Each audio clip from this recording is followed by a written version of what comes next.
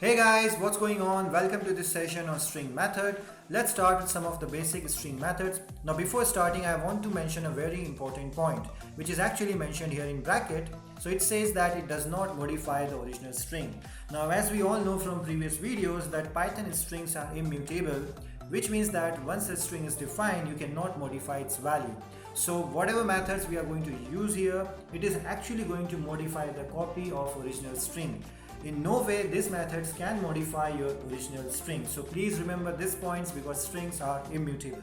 So let's define our string favorite language, which actually have a message which says I love Python. Now the first method that I want to show you is the built-in lower method. What this lower method does is actually it converts all the characters in your string to lowercase. If I execute this, you can see now capital I is converted to small I. Hence, lower method can be used to convert all your capital letters in a string to the lowercase. In the same way, we have upper method which converts all the characters of your string into uppercase. So here you can see now love and Python is also converted into all capital letters. Now if you want to check whether your original string is modified or not, you can execute this favorite underscore language and you can still see your original string is preserved, it did not change. Hence the lower and upper, whatever is showing you is just modifying the copy of your original string. The next method we want to have a look is the starts with method. So many times in Python you want to check that whether your particular string starts with this character or not. So here I want to check that whether the favorite language string it starts with the capital I or not. In output I am going to get true or false based on whether this string starts with I or not. Now here my string actually starts with capital I, so in the output I am going to get true. If I do a small I here instead of capital I, my output will change to false because remember that Python is a case sensitive language. The next method is ends with. In ends with I want to check whether my string ends with this particular pattern or this particular string or character. Then I will execute this and in the output I will get true because indeed my language ends with Python. The next method we want to have a look is the isDigit method. Now isDigit method actually checks whether each and every character in your Python is a digit or not. And in my favorite language I don't have any digit, that's why in the output I am going to get false. Now here I am defining a string test which is actually containing of all the digits. Now if I check my isDigit method on the test string object, in the output I am going to get the true because all the characters in this test string are digits. That's the reason you're getting true in the output.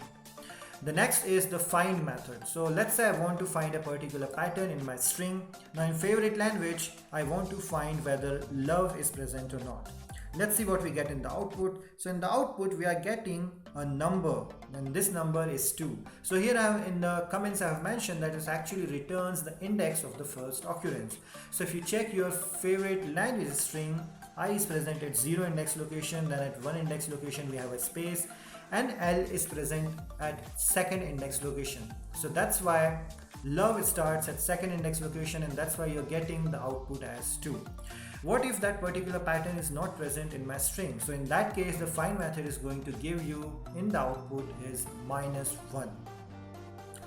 Next is a very interesting method which actually replaces a particular occurrence with a new value. So what I want to do here is if Python is present in my string, I want to replace it with the character C. Let's execute this method and see what is the output. So now in my output instead of Python I have C. So the message is I love C. But wait a minute, we says that we cannot replace or modify the value in a Python string. So how is Python changed to C? So the answer is same again. It is just modifying the copy of your original string. It's not modifying your original value. Just to cross check, I want to check how my original string looks like and still I love Python. It's not changed to I love C. Alright, next method is the split method. So split method actually split your string into list elements, depends on what pattern you are passing here. So here inside split method I am passing a valid space character. So I know my string has two space characters here, which is after I and after E. So if I execute the split method and give the space character as the splitting criteria, In the output, I'm going to get a list which actually have three elements: I, love, and Python. If I don't pass any argument or any value inside this parenthesis, by default space is considered as the default character here, so I'm still getting the same output. Now let's see one more example of split. I have a string here which says vowels, and vowels equals to A, E, I, O, U. All these characters are separated by comma. Now I want to split this vowel string by using this comma character as the splitting criteria. Once I execute this, you can see now I have 5 elements in a string, all the characters that were present in my vowels string. So that's how a split is a very useful method and very commonly used in Python. The next method we want to see is the join method. So what join method does is actually joins all the elements of this friends list by using this pattern. So here I'm using actually space to join all the elements of this friends list. So I have a friends list which have some elements like Monica, Joey, and Chandler are friends. So what I want to do is I want to join all these elements by using space character. So I'm using my space character here, then dot join, and inside join method I'm passing my friends list. Once I execute this block, you can see I'm getting a string message which says Monica, Joey, and Chandler are friends, and you can see all these elements are being concatenated or joined by using this space character.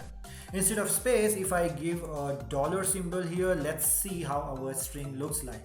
So now all these elements are being joined by using a dollar character. So depends on what character or what pattern you want to use to join these elements.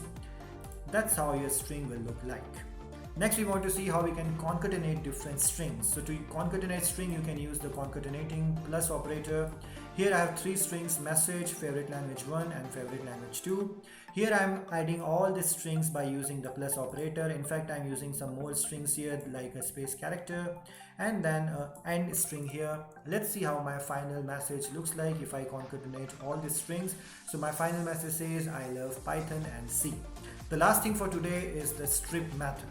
The strip method is very useful to remove the extra white spaces that you have in the beginning of your string or at the end of your string. So if I call my strip method on the message string, this is how it looks like. The good thing is it's not going to impact the string or the valid white space characters which are present in between your strings. It's just removing this white spaces which are present at the beginning or at the end of your string.